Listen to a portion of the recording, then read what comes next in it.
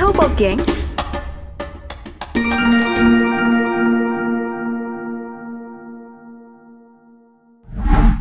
Tubuh hewan memiliki fitur khusus untuk pertahanan dan menyerang. Biasanya adalah tanduk dan cakar. Dalam kasus domba, wall mungkin lebih tepat disebut alat survive di kondisi tertentu. Cuaca dingin misalnya, itu fungsi umumnya. Namun di lain kesempatan, alih-alih untuk menjatuhkan lawan, senjata tersebut malah melukai dirinya.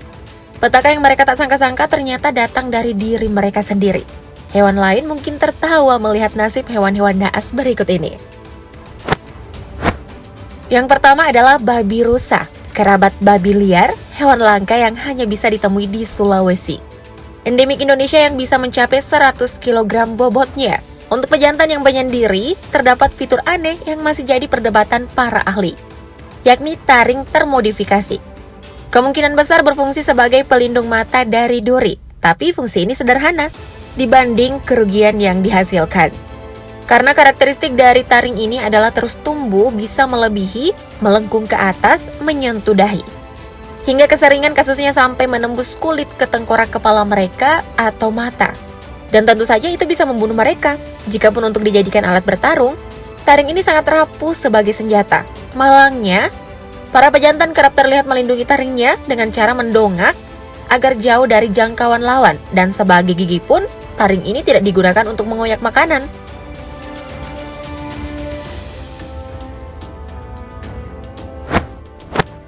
Sini kenalan dengan pejantan rapuh lainnya, yakni rusa.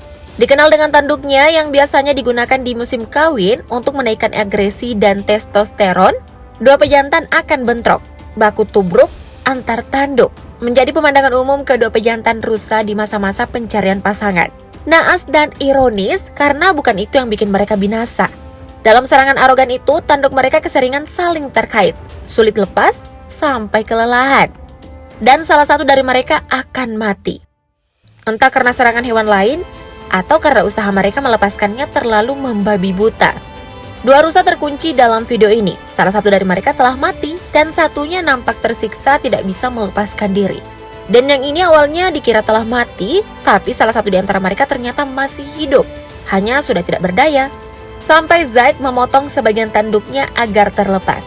Kejadian ini bahkan sudah menjadi pemandangan umum bagi para pemburu di wilayah Amerika.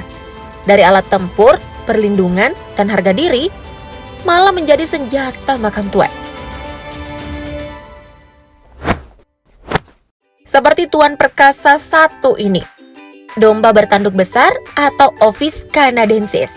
Memiliki ciri fisik yang kekar, bertanduk besar dan keras, sama-sama bertanduk, hanya saja pada betina, tanduknya lebih kecil dari semua jenisnya yang di pegunungan Rocky lah yang paling besar. Saling tumbuk tanduk juga sering mereka lakukan dengan kekuatan tumbukan tanduk yang dihasilkan pada kecepatan 35 km per jam bisa membunuh manusia. Dan itu bisa mereka lakukan selama berjam-jam tanpa ada yang tumbang. Cukup kuat berarti mereka ini. Menguntungkan? Mungkin di lain sisi. Di sisi berbeda, sial minta ampun. Karena pernah terekam kamera, seekor domba yang tanduknya tersangkut di pohon tidak bisa melepaskan diri. Bahkan domba yang ini tanduknya dipotong sebagian karena telah menyakiti wajahnya sendiri. Dan yang ini adalah kasus yang paling ngeri, di mana tanduk tersebut melengkung menembus lehernya. Vet klinik Gambia sampai harus membiusnya agar pemotongan tanduk mudah dilakukan. Alam liar memang tidak bisa diprediksi ya.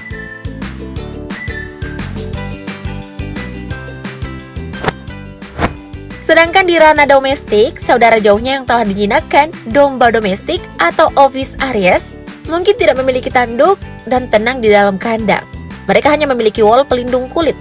Salah satunya dari hujan, karena terdapat lapisan lilin di bulu mereka. Tapi jika tidak dipangkas, bisa membahayakan. Selain jadi beban saat bergerak, kulit mereka akan lebih lembab hingga bisa menjadi tempat berkembangnya belatung, memakan daging, dan membuat domba stres dan sakit. Kasus paling terkenal adalah Shrek, si domba yang lari dari peternakan. 6 tahun bersembunyi, ia ditemukan di sebuah goa dengan bulu yang sangat lebat. Saat dicukur, Shrek menghasilkan 27 kg wool. Kira-kira cukup untuk menghasilkan 30 jaket lah. Itulah makanya industri pakaian wool, seandainya tidak sampai menyiksa domba, menjadi salah satu aktivitas bersifat mutual antara manusia dan domba. Manusia mendapatkan pakaian, domba bisa keluar dari ancaman belatung dan bakteri. Bagi kamu yang bulunya panjang, cukur-cukurlah sedikit.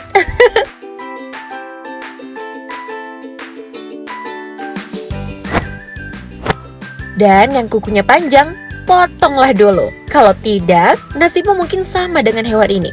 Seperti manusia, kuda dan keledai juga memiliki protein pembentuk kuku disebut keratin. Bedanya, pada hewan ini proteinnya terlalu banyak, membuat kuku mereka lebih keras, kuat, dan tebal. Berfungsi untuk meredam tekanan dan getaran saat mereka bergerak. Kalau kuku kamu gunanya untuk korek jigong mungkin.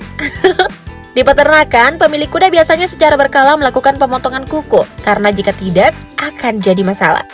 Pernah ada seekor keledai yang kukunya sangat panjang melengkung, membuatnya kesusahan. Beberapa orang yang tergabung dalam tim penyelamatan memotong kukunya sedikit demi sedikit. Dan perhatikan kuda poni ini, dengan kuku memanjang spiral begini, sampai harus dibantu saat berjalan karena kerusakan pada sendi kaki. Berasal dari Belgia, genap 10 tahun, ia tidak pernah dipangkas. Lalu setelah dipotong perlahan menggunakan gergaji, poni ini masih saja kaku dalam berjalan. Pakar mengatakan ia tidak bisa berjalan normal kembali.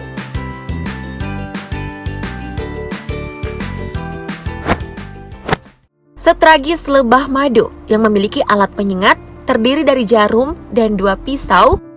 Ini adalah alat serang sekali pakai, digunakan saat betul-betul terancam saja.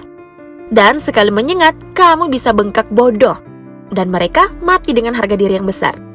Saat menyengat, alat sengat lebah itu akan tertancap di objek yang kena sengatan. Dan ketika mereka berusaha untuk menarik alat sengatnya, perut mereka akan terbuka sobek, meninggalkan bagian dari saluran pencernaannya, otot, dan saraf.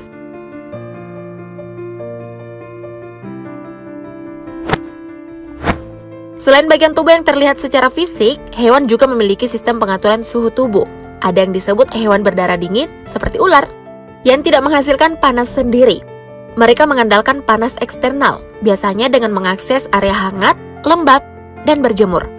Sebaliknya, saat dingin mereka akan mencari tempat yang sejuk. Karena jika tidak, mereka akan kepanasan dan metabolisme akan naik, membuat mereka stres dan menciptakan rasa lapar yang palsu. Hal ini sering terjadi di toko ular atau di penangkaran. Lapar palsu membuat mereka bisa memakan apa saja yang bergerak. Tapi karena mereka tidak bisa keluar mencari tempat sejuk dan tidak ada mangsa di dekatnya, maka ekor sendirilah yang dimakan. Fenomena ular makan ekor sendiri sering terlihat. Ular ini bahkan melahap keseluruhan tubuhnya sendiri. Disimpan di air karena sepertinya si pemilik ingin mendinginkan suhunya. Mungkin ular ini berpikir, mending makan diri sendiri daripada makan teman. Nah, hewan berdarah panas memiliki sistem pengaturan suhu tubuh sendiri. Jenis ini haus energi dan didapatkan banyak dari makanan, agar otot terjaga untuk bergerak agar tetap hangat.